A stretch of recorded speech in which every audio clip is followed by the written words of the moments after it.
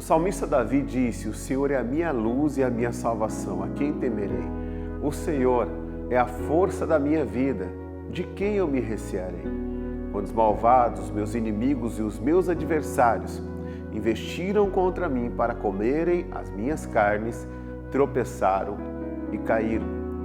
A palavra de Deus ainda diz que ainda que um exército me cercasse, ainda que 10 milhares de pessoas me cercassem, o Davi disse: eu não temeria mal algum, porque o Senhor está comigo. O que eu quero que você entenda nessa reflexão de hoje é que o Senhor é a luz. E na luz nós devemos andar. Na luz nós devemos nos portar. Na luz nós devemos caminhar. A palavra de Deus nos ensina mais sobre isso na primeira carta de João, no capítulo 1, no versículo 5.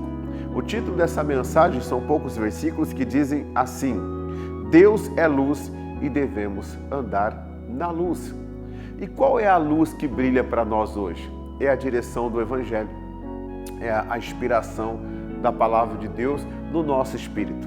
Versículo 5 de 1 João capítulo 1 diz assim, e esta é a mensagem que dele ouvimos e vos anunciamos, que Deus é luz e não há nele trevas nenhumas. Olha o que o João está dizendo.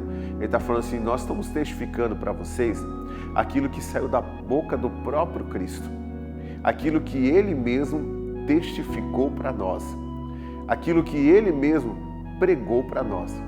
E Ele diz que nele está a luz, em Deus está a luz e nele não há trevas nenhuma.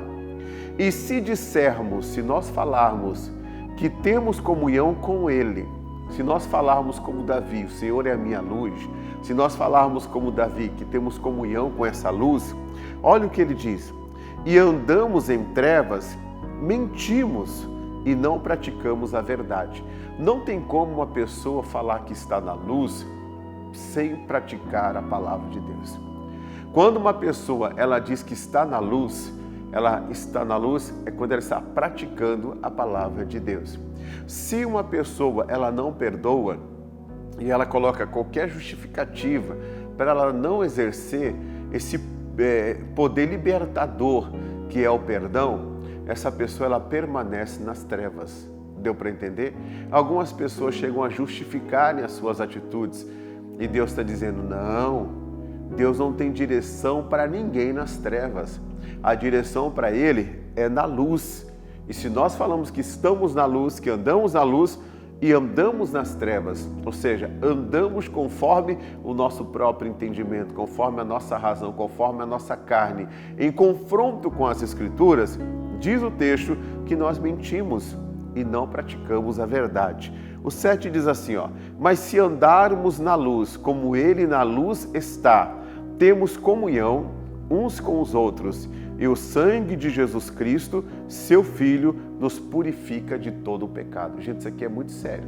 Se nós falamos que andamos na luz, automaticamente nós teremos comunhão uns com os outros. Claro que a gente sabe que existem pessoas que de lá para cá, colocando você aqui, entendeu? De lá para cá, não tem uma boa intenção para com você. Então não adianta a gente querer forçar uma caminhada, né? Agora, o que depender de você, como diz aos Hebreus, o autor aos Hebreus, o que depender de você, tenha paz com todos, Hebreus 12, 14. Tenha paz com todos, siga a paz com todos e também a santificação, porque sem a qual ninguém verá o Senhor. Você entende que esse versículo aqui está condicionando uma coisa muito séria. Olha o que ele fala: mas se andarmos na luz, se praticamos a palavra, como Ele na luz está, ou seja, nós estamos junto com Ele na palavra, temos comunhão uns com os outros, e o sangue, olha só, e o sangue de Jesus Cristo, seu Filho, nos purifica de todo o pecado. Gente, quem não perdoa, quem não conserva a comunhão, quem não luta para vencer ao ódio, a mágoa, o ressentimento, está preso, está amarrado. E eu digo mais, essa pessoa ela pode ser até entregue aos torturadores. Você lembra da parábola do perdão? Quando o homem foi perdoado a sua dívida, e foi muito grande a sua dívida, na verdade aquele texto traz uma dívida impagável. E depois ele foi para perdoar, ele tinha que perdoar o servo dele, e ele não perdoou. E anulado foi o perdão dele. E ele foi colocado nas mãos dos torturadores. Irmão, o que tem de cristão, o que tem de gente sofrendo, o que tem de pessoas sofrendo na mão da enfermidade, na mão da miséria, na mão da escassez, o que tem de gente sofrendo em situações assim difíceis, e por mais que essas pessoas são ajudadas pelos homens, elas não conseguem sair daquela situação. Porque dentro dela, ela está presa num sentimento. Se essa pessoa ela diz que anda na luz, ela precisa praticar a palavra de Deus. E praticando a palavra de Deus, a Bíblia fala que o sangue do Filho de Deus, Jesus Cristo, vai purificar ela de todo o pecado. A consequência do pecado é a morte. A consequência do pecado é a destruição. A consequência do pecado é o mal agindo na vida da pessoa e perdurando na vida da pessoa. Mas quando essa pessoa ela libera o perdão, ela também tem a liberação sobre a vida dela, a vida dos céus. Como diz a oração do Pai Nosso: perdoa, Senhor, as nossas dívidas, assim como nós perdoamos, da mesma forma, da mesma maneira que nós perdoamos aqueles que nos devem. Então, quando eu faço isso, o sangue de Jesus age em meu favor e me purifica de todo pecado.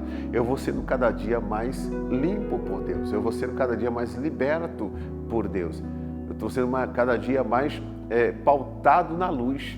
E aí quando os nossos inimigos, nossos adversários vierem para comerem as nossas carnes, eles vão tropeçar e vão cair e não vão tocar na gente. Tá bom? Pega essa palavra para você. Que palavra? Ande na luz, assim como Ele na luz está.